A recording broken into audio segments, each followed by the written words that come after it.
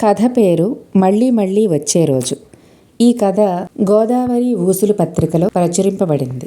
సాధన కోటేష్లకు పెళ్ళై 25 రోజులైనా కాకముందే పొరపచ్చాలు వచ్చాయి. కోటేష్కి రోజు కనీసం ఒక క్వార్టరైనా వేయకుండా నిద్ర పట్టదు. కానీ కొత్త పెళ్లి కూతురికి కోపం తెప్పించడం ఎందుకని కాస్త తమాయించుకున్నాడు. ఓ రోజు కొంచెం ధైర్యం చేసి కూల్గా కామ్గా తాగొచ్చేశాడు. సాధన ప్రత్యేకంగా శోధించకుండానే కిక్కుతో కైపెక్కిన కోటేష్ కళ్ళు చూసి సాధన కళ్ళు కోపంతో ఎరిపెక్కాయి. తాగిందంతా దిగేంతవరకు సాధించుకు తింది కోటేష్ని. మొదట్లో వారానికోసారి తిట్లు తినేవాడు. తర్వాత ఆ తిట్లకు అలవాటు పడి రోజు తాగి రావడం మొదలుపెట్టాడు. తాగి వచ్చి సాధనను సాధించడం మొదలుపెట్టాడు. రోజు ఇలా తాగి తాగి నెలకి ఎంత తగలపెడుతున్నావో తెలుసా? ఒళ్ళు మండి అంది సాధన. సాధన, నువ్వు మాత్రం పండగ పబ్బం కాకపోయినా టీవీ సీరియల్లో వాళ్ళు కట్టుకున్న చీర చూసి, పక్కింటి వాళ్ళు పుట్టినరోజు కొనుక్కున్న డిజైన్ చూసి ఆఫర్లో వచ్చిందని ఇంకా ఏదో ఒక వంకతో ప్రతి నెల పెట్టెడు చీరలు కొనడం లేదు? కొన్న చీరలతో బీరువా నిండిపోయి అది చాలక 3 బీరువాలు కొనలేదా అని తాగిన ధైర్యంలో కడిగి పడేశాడు. మొత్తానికి వీళ్ళిద్దరూ వాళ్ళ జీతాన్ని ఆరోగ్యానికి, తిండికి, అలాగే వారి భవిష్యత్తు భరోసాకి కాకుండా షోకులకు ఒకరు, నిషా కోసం ఒకరు తగలపెడుతున్నారు. నీది తప్పంటే నీది తప్పని నిందించుకోవటం, ఒకరిని ఒకరు తిట్టుకోవటం వారికి పరిపాటి అయిపోయింది. ఇలా 2 ఏళ్లు గొడవలతో నిందలతో గడిపాక ఓసారి విసుగొచ్చి ఇద్దరూ కలిసి విడాకులు తీసుకోవాలని ఒక నిర్ణయానికి వచ్చారు. పెళ్ళైన 2 ఏళ్లలో వాళ్ళ అభిప్రాయాలు కలిసింది ఈ విషయంలోనే. డైవర్స్ తీసుకోవడానికి లాయర్ని కలుద్దామని ఇద్దరూ కలిసి బైక్ మీద బయలుదేరారు. ఎప్పుడూ వెళ్లే మెయిన్ రోడ్లో రోడ్ రిపేర్లో ఉండడంతో వేరే రోడ్లో బయలుదేరారు. ఆ రూట్ కోటేష్కి కొత్త. బండి మీద భర్తని ఆనుకుని కూర్చున్న సాధనకి ముళ్ళ మీద కూర్చున్నట్టుగా అనిపించింది.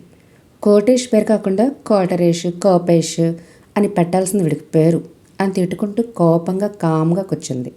ఆ వైబ్రేషన్స్ అతని మనసుకు తగిలాయేమో. కోటేష్ కూడా డ్రైవింగ్ చేస్తూనే తిట్టుకోవటం మొదలుపెట్టాడు. సాధన కాదు, వేదన అని పెట్టాల్సింది దీనికి పేరు. దీన్ని చేసుకున్నాక నాకు అదే మిగిలింది. రోజు వేధిస్తూ నా ఉసురు పోసుకుంటుంది అనుకుంటూ ఉన్నాడు. అలా బండి మీద వెళుతూ ఒక నిర్మానుష్యంగా ఉన్న రోడ్డులోకి ప్రవేశించారు. అక్కడ వీధిలో ఇళ్ళు అక్కడక్కడ విసిరేసినట్టుగా ఉన్నాయి. చిన్నగా వాన కురవటం మొదలైంది. కొద్ది దూరం వెళ్ళేసరికి సడన్గా వాళ్ల మీద కుండబద్దలు కొట్టినట్టు పెద్ద వర్షపు జల్లు పడడంతో బండి ఒక ఇంటి ముందు ఆపేసి గబగబా ఆ ఇంటి అరుగు మీదకు పరిగెత్తారు వాళ్ళిద్దరూ. అరుగు మీద నుంచున్న జల్లు ఏటవాలుగా పడుతూ వాళ్ళిద్దరినీ తడిపేయడంతో ఇద్దరూ ఆ ఇంటి ముఖద్వారం దగ్గరకు వచ్చి నుంచున్నారు. వాళ్ళిద్దరూ అలా వెళ్లడం చూసిన ఎదురింటి వ్యక్తి కంగారుగా ఏదో అరుస్తూ వస్తున్నాడు. అంత వర్షంలో కూడా ఉరుములు మెరుపులు వర్షపు హోరుకి అతని కేకలు వీళ్ళిద్దరికీ వినపడలేదు. అది ఒక పెద్ద పాత భవనం. ద్వారానికి అటూ ఇటూ దీపాలు పెట్టే గూళ్ళు ఉన్నాయి. ఎడమవైపు గూడుపై స్వా అని, కుడివైపు గూడుపై గతం అని రాసి ఉంది. అది చదివిన కోటేష్, ఇలా రాశారేంటి? ఇలా విడివిడిగా రాసే కన్నా రెండూ కలిపి గుమ్మంపై స్వాగతం అని రాయొచ్చు కదా అంటూ కాస్త తీసి ఉన్న తలుపును తోసుకుంటూ లోపలికి వెళ్ళాడు. కోటేష్ అన్న మాటలకు సాధనకు నవ్వొచ్చి ఓ మాట అని గడప దాటింది. సాధన ఏమందో తర్వాత తెలుసుకుందాం. వారిని వెనక నుండి ఏదో అరుస్తూ వచ్చిన వ్యక్తి వారిద్దరూ లోపలికి వెళ్ళిపోవడంతో ఉఫ్ అంటూ నిరాశగా ఓ నిట్టూర్పు విడిచి అయ్యో అంటూ తల కొట్టుకుని వెళ్ళిపోయాడు. కోటేష్, సాధన ఇద్దరూ హాల్లోకి వెళ్ళారు. బయటికి పాత బిల్డింగ్లా కనిపించినా లోపల చాలా అందంగా, నీట్గా, మంచి ఫర్నిచర్తో సర్ది ఉంది ఆ హాల్. సాధన వర్షానికి తడిచిన వంటిని చేత్తో తుడుచుకుంటూ ఒక సోఫాలో కూర్చుంది. కోటేష్ బాగా తడిచిపోయిన తన షర్ట్ విప్పి విదిలించి ఒక కుర్చీ మీద ఆరేస్తూ నవ్వుకున్నాడు. ఎందుకులా నవ్వుతున్నావు అన్నట్టుగా చూసింది సాధన. ఇద్దరిలోనూ అప్పటి వరకు ఉన్న కోపం ఎక్కడికి పోయిందో. ఇద్దరూ ఒకరిని చూసి ఒకరు నవ్వుకున్నారు. ఏదో కొత్తగా అనిపించింది వాళ్ళకి. అసలు ఈ షర్ట్లు మగవాళ్ళే డిజైన్ చేసి ఉంటారేమో, అదే ఆడవాళ్ళు డిజైన్ చేస్తే ఎలా ఉంటుందో అని తలుచుకుంటే నవ్వొచ్చింది అన్నాడు సాధనను చూస్తూ. ఎలా ఉంటుంది అన్నట్టుగా చూస్తుంది సాధన. షర్ట్కి జేబు ముందు వైపు ఉంటుంది కదా, అదే ఆడవాళ్ళు డిజైన్ చేసి ఉంటే జేబు షర్ట్ వెనుక అంటే వీపు మీద పెట్టేవారు. జేబు వాళ్ళకి అందాలని. అప్పుడు వారికి భర్త జేబులో డబ్బులు తీసుకోవడం ఈజీ అయిపోతుంది కదా అని చెప్పి నవ్వాడు. ఆ మాటకి సాధన కూడా ఫక్కున నవ్వింది. నిజమే, అలా పెట్టుంటే బాగుండేది అన్నట్టుగా. అలా నవ్వుతున్న సాధనను చూసిన కోటేష్కి కొత్తగా అనిపించింది. ఎంత అందంగా ఉంది సాధన అనుకున్నాడు. ఆ మాటే పైకి అన్నాడు. సాధనకి కోటేష్ అలా అనడం కొత్తగా అనిపించింది. ఎందుకో వాళ్ళిద్దరికీ వాళ్ళ మధ్య జరిగిన గొడవలేవీ గుర్తుకు రాలేదు. హాల్కి ఒకవైపు 3 గదులు, ఇంకోవైపు 3 గదులు, మధ్యలోంచి వెనుక వైపుకు దారితీస్తూ ఒక పెద్ద గుమ్మం ఉంది. వాళ్ళిద్దరూ ఆ గుమ్మంలోంచి వెళ్ళేసరికి అక్కడ ఒక పెద్ద డైనింగ్ హాల్ కనిపించింది. ఒకేసారి 30 మంది కూర్చుని తినేట్టుగా చాలా విశాలంగా ఉంది ఆ డైనింగ్ టేబుల్. వాళ్ళిద్దరూ టేబుల్ దగ్గరికి వెళ్ళి పక్కపక్కనే కూర్చుని వాళ్ళ ముందు నోరూరుస్తూ ఉన్న పదార్థాలన్నిటినీ ఒకరికొకరు కొసరి వడ్డించుకుంటూ తినిపించుకుంటూ ఎంజాయ్ చేస్తూ ఉన్నారు. సడన్గా పక్క రూమ్లోంచి కేకలు వినపడేసరికి అటు తిరిగి చూశారు. ఒక 25 ఏళ్ల అమ్మాయి 30 ఏళ్ల వ్యక్తిని చీపురు కట్ట పట్టుకుని తరుముకుని వస్తుంది. అతను టేబుల్ చుట్టూ తిరుగుతూ ఉన్నాడు. అతని వెనకే ఆమె పరిగెత్తుతూ ఉంది. ఆమెకు అందినప్పుడల్లా అతని వీపుపై చీపురుతో వాయిస్తూ ఉంది. చీపురికి అతని వీపు చిక్కకుండా పరిగెడుతూనే ఉన్నాడు. ఆమె కొట్టిన చీపురు దెబ్బని చేతితో తడుముకుంటూ వెనక్కి తిరిగి చూస్తూ ముందుకు ఉరుకుతున్నాడు అతను. వాళ్ళిద్దరూ అలా టేబుల్ చుట్టూ తిరుగుతూ కాసేపటికి అలసిపోయి పక్క రూమ్లోకి వెళ్ళిపోయారు. ఎవరు వీళ్ళిద్దరూ అనుకుంటూ ఆశ్చర్యపోయారు కోటేష్, సాధన. తినడం ఆపి తింటున్న చేతితోనే పైకి లేచి వారి వెనకే వెళ్లారు. హాల్కి ఒక పక్కన ఉన్న ఫస్ట్ రూమ్లోకి తొంగి చూశారు. ఒక ఆమె ఉయ్యాల ఊగుతూ పాటలు పాడుకుంటూ హుషారుగా ఉంది. తర్వాత పక్క రూమ్లోకి వెళ్లారు. 30 ఏళ్ల వ్యక్తి డ్యాన్స్ చేస్తూ కనిపించాడు. అతనికి పక్కగా ఒక ఆమె కూర్చుని తాళం వేస్తూ ఉంది. ఆమె చెప్పినట్టల్లా అతను డ్యాన్స్ చేస్తూ ఉన్నాడు. సాధన, కోటేష్ ఒకరి ముఖం ఒకరు చూసుకున్నారు. వారికి కొత్తగా వింతగా అనిపించింది. వీళ్ళంతా ఎవరు, ఇలా ఎందుకు చేస్తున్నారు అని అనుకుంటూ ప్రతి రూము చూస్తూ ఉన్నారు. తర్వాత సాధన, కోటేష్లకు నిద్ర వచ్చి పడుకుండిపోయారు.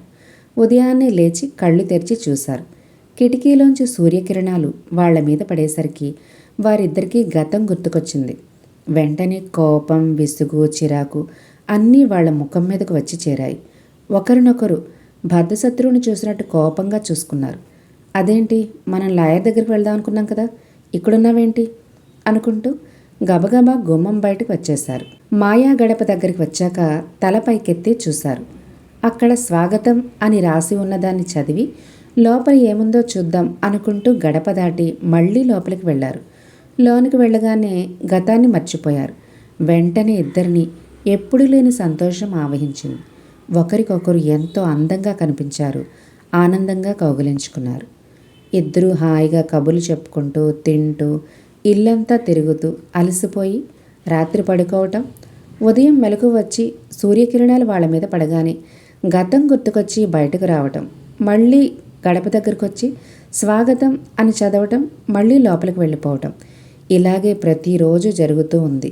అలా వాళ్ళు ఆ ఇంటికి వచ్చి అక్కడ ఇరుక్కుపోయి చాలా రోజులవుతుంది. అసలు ఇంతకీ అక్కడ ఏం జరిగింది అంటే, మొట్టమొదటిసారి కోటేష్ ఆ ఇంట్లోకి వెళ్లే ముందు స్వాగతం అని చదివి గడప దాటి వెళ్ళిపోయిన తర్వాత సాధన గడప దాటుతూ ఇంకా నయం స్వాహాగతం అనలేదు అని అనుకుంటూ లోనికి వెళ్ళింది. అది మాయా గడప. ఆ గడప దాటుతూ ఏమనుకుంటే అదే జరుగుతుంది. సాధన స్వాహాగతం అంటూ గడప దాటగానే వాళ్ళు గతం మర్చిపోయారు, హ్యాపీగా గడిపారు. అది ఒక మాంత్రికుడి ఇల్లు. అతను ఎన్నో సంవత్సరాలు సాధన చేసి ఈ మాయా గడపని సృష్టించాడు. ప్రస్తుతం ఆ ఇంట్లో ఉన్న వాళ్ళందరూ కూడా ఏదో ఒక సందర్భంలో అనుకోకుండా ఆ ఇంట్లోకి వెళ్ళి గడప దాటుతున్నప్పుడు వాళ్ళు ఏదైతే మాట చెప్పి వెళ్ళారో వాళ్ళు అదే చేస్తూ ఆ ఇంట్లోనే ఉండిపోయారు. ఒక ఆమె గడప దాటుతూ వాళ్ళ ఆయన్ని నీతో డాన్స్ చేపిస్తా పద అని అనడంతో వాళ్ళ ఆయన అలాగే ఆమె చెప్పినట్టల్లా ఆడుతూ ఉన్నాడు. ఇంకొక ఆమె ఇవాళ వీడి తోలు తీస్తా అంటూ గడప దాటి హాల్లోకి అడుగుపెట్టింది. అందుకే చీపురు పట్టుకుని అతని వెనకాలే తిరుగుతూ ఉంది. కానీ సాధన స్వాహాగతం అని అనుకుంటూ లోనికి వెళ్ళింది. అందుకే వారి గతం మాయమైపోయింది. కాలక్రమంలో మాంత్రికుడు మరణించాడు. కానీ ఆ గడపకున్న మహిమల్ని వెనక్కి తీయటం మర్చిపోయాడు. ఈ విషయాలన్నీ ఎదురింట్లో ఉన్న అతనికి తెలుసు. అందుకే ఆ ఇంట్లోకి ఎవరైనా వెళ్తున్నప్పుడు ఆపటానికి ప్రయత్నిస్తూ ఉంటాడు. కొంతమంది అదృష్టవంతుల్ని అటు వెళ్లకుండా ఆపాడు. ఎందుకంటే ఆ ఇంట్లోకి వెళ్ళిన వాళ్ళు ఎవరూ కూడా మళ్ళీ తిరిగి రారు అన్న విషయం అతనికి తెలుసు కాబట్టి. ఇంకా ఎంతమంది ఆ ఇంట్లోకి వెళ్ళి ఇరుక్కుపోతారు? ఇలా కాదు, దీనికి ఏదో ఒక పరిష్కారం చూపాలి, ఇంకెవరూ ఆ ఇంట్లోకి వెళ్ళి ఇరుక్కోకుండా చూడాలి అనుకుని ఒక బోర్డు తీసుకొచ్చి అక్కడ తగిలించి వెళ్ళిపోయాడు ఎదురింటి వ్యక్తి. దారి మీద ఇలా రాసి ఉంది: దెయ్యాలు ఉన్నాయి దూరకండి, ఇక్కడి నుంచి జారుకోండి. రచన మరియు చదివినది భమిడిపాటి విజయలక్ష్మి.